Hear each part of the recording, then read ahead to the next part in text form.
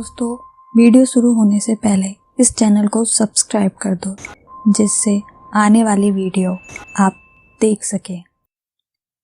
कभी कभी कोई मजाक भी हम लोगों को काफ़ी भारी पड़ जाता है, इसलिए कहा जाता है कि मजाक उतना ही करना जितना सह सको। साक्षी और दान्या अपने 3 दोस्त विक्की, अजय और ऋषि के साथ गोवा की ट्रिप के लिए जाते हैं। ऋषि गोवा का ही था और यहाँ उसका एक रिसॉर्ट था। वो रिसॉर्ट हॉन्टेड था, मगर ऋषि ने कभी वहाँ कुछ महसूस नहीं किया, ना ही देखा। सैटरडे की रात को पांचों वहाँ पहुँच गए और मिलकर पार्टी करने लगे। सैटरडे और संडे वो लोग गोवा में बहुत घूमे फिरे और एंजॉय किया, और उसी रात वो लोग पार्टी करने अपने रिसॉर्ट वापस आए। विक्की और अजय ने शराब निकाली और साक्षी, दान्या वहीं बैठकर बातें करने लगी। तभी अजय दौड़ता हुआ आया और बोला, ऋषि यार, घर के तहखाने में कोई है। मैंने घुर्राने की और चलने की आवाज़ सुनी है। ऋषि कहता है, क्या बकवास कर रहा है, मेरे घर में तहखाना है और मुझे ही नहीं पता। अजय उससे बार बार कहने लगा कि यार, मुझे क्यों फिर किसी के घुर्राने और चिल्लाने की आवाज़ आ रही है। अजय सच में डरा हुआ लग रहा था, इसलिए साक्षी बोली कि चलो हम सब वहाँ जाकर देखते हैं। ये बहुत ही रहस्यमय बात है कि यहाँ तहखाना है और तुम्हें पता ही नहीं। विक्की भी कहता है, चलो देख कर आते हैं, कौन हमसे बिना पूछे यहाँ रह रहा है। और सब लोग जाने के लिए तैयार हो गए। ऋषि उन लोगों के आगे चलता है और उन सबको लेकर उस तहखाने में जाता है। अंदर जाकर सब चिल्लाने लगते हैं, हेलो, कोई है यहाँ? भूत जी या फिर डायन या चुड़ैल जी, कोई है? ऋषि कहता है, अरे यार, कोई नहीं है यहाँ, चलो वापस। सब लोग बहुत मजाक उड़ाते हैं और ये भी कहते हैं कि पता नहीं भूत जी कब आएंगे। कुछ ही देर में सब बोलते हैं, चलो यहाँ से वापस चलते हैं। और तभी जैसे ही वो दरवाजे की तरफ बढ़ते हैं, बाहर जाने का दरवाज़ा बंद हो जाता है और तहखाने के कोने के अंधेरे में से किसी की ज़ोर से घुर्राने की आवाज़ आती है। अचानक से दरवाज़ा बंद होना और फिर ये आवाज़ उन लोगों को सहमा देती है। कोई भी प्रतिक्रिया देने से पहले ही दोबारा से वो घुर्राने की आवाज़ आती है।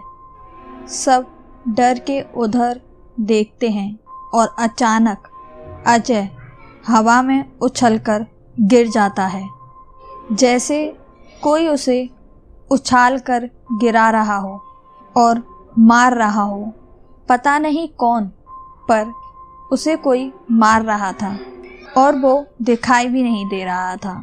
हम लोग सब चिल्लाते रह गए और उसे बचाने की खूब कोशिश करी। हमें ऐसा लगा कि उसे कोई खींच रहा है। काफ़ी कोशिश करने के बाद भी अजय को कोई खींच कर अंधेरे में ले जाता है।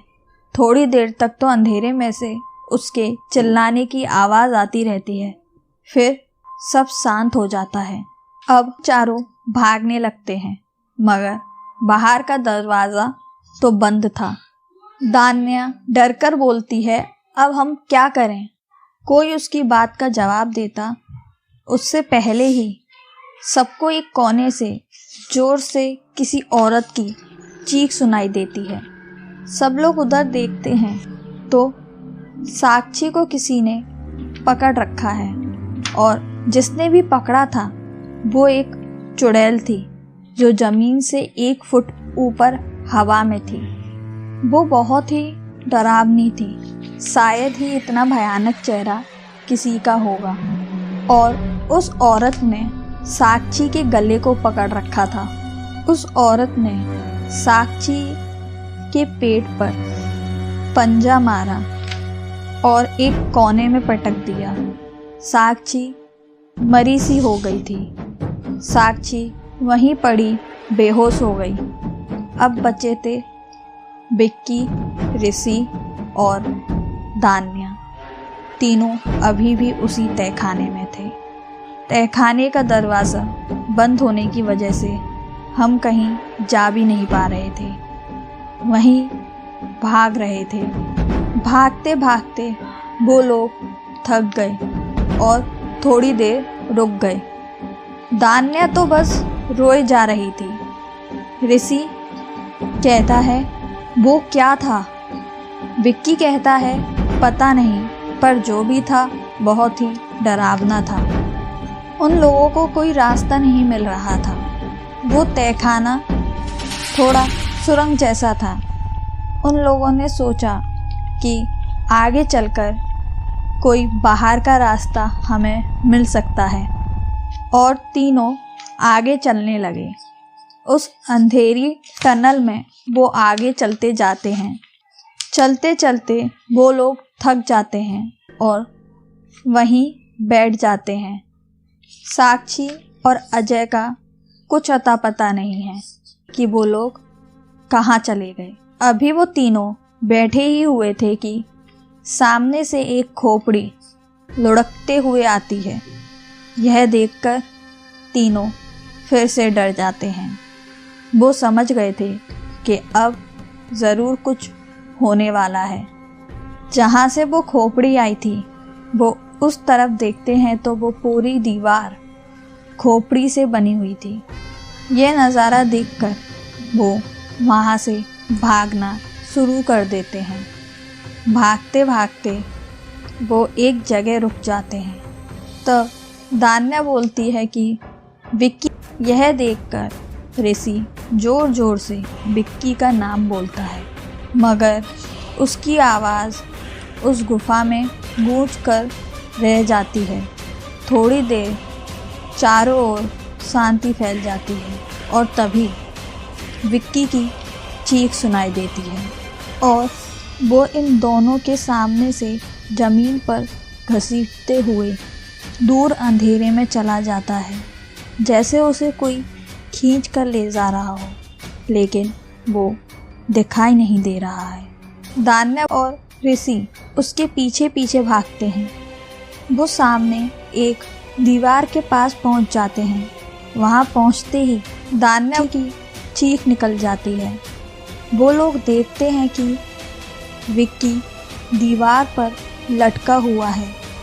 इन दोनों की ओर देखकर वो जोर से चीख मारता है और एक अजीब ही आवाज़ में कहता है सब मरेंगे, और हंसता है और फिर से कहता है कोई नहीं बचेगा, सब मरेंगे, और फिर वो नीचे गिर जाता है।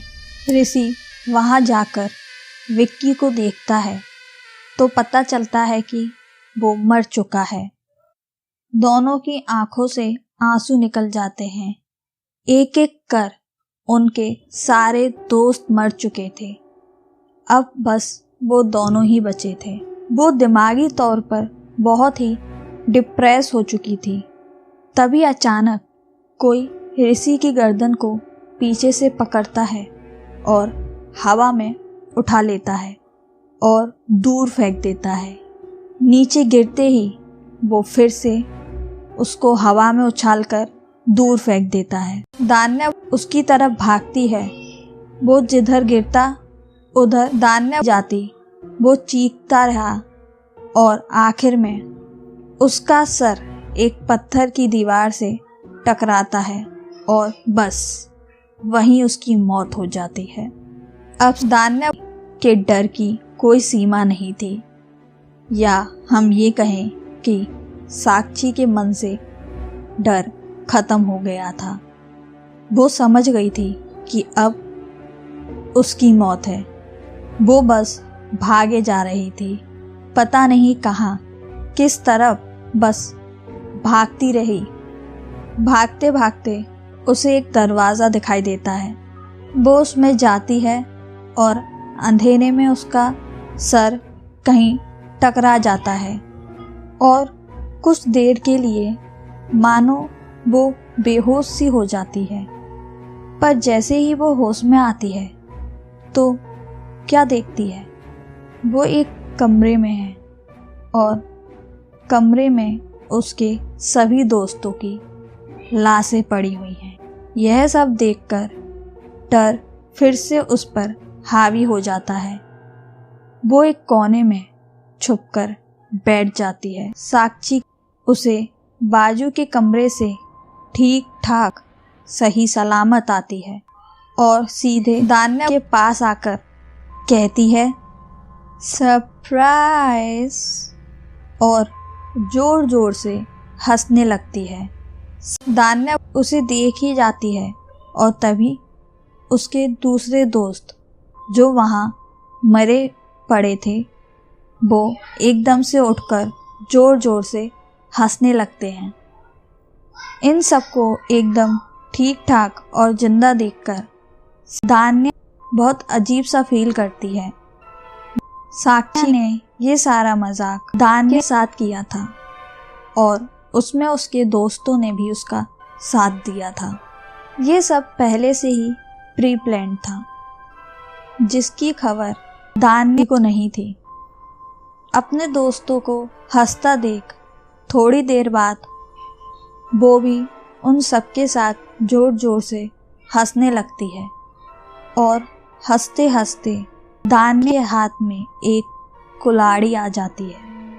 वो उसी कुल्हाड़ी से अपने दोस्त विक्की, ऋषि, अजय तीनों को मार देती है।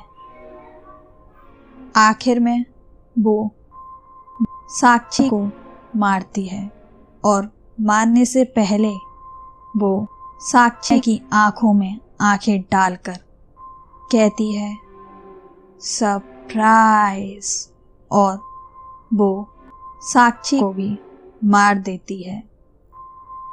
कहा जाता है कि तब से उस घर के आसपास एक लड़की घूमती हुई नजर आती है। लोग उसे डायन कहते हैं। कोई भी इंसान उस घर के नज़दीक भी नहीं जाता। इंसानों में उस घर को लेकर अजीब सा डर है और लोगों का कहना तो ये भी है कि उसमें एक अजीब तरह की शैतानी ताकत आ गई। अब हर रात घर के आसपास वो दिखाई देती है और जो उस घर के नज़दीक जाता है वो जो आखिरी शब्द सुनता है वो होता है सरप्राइज।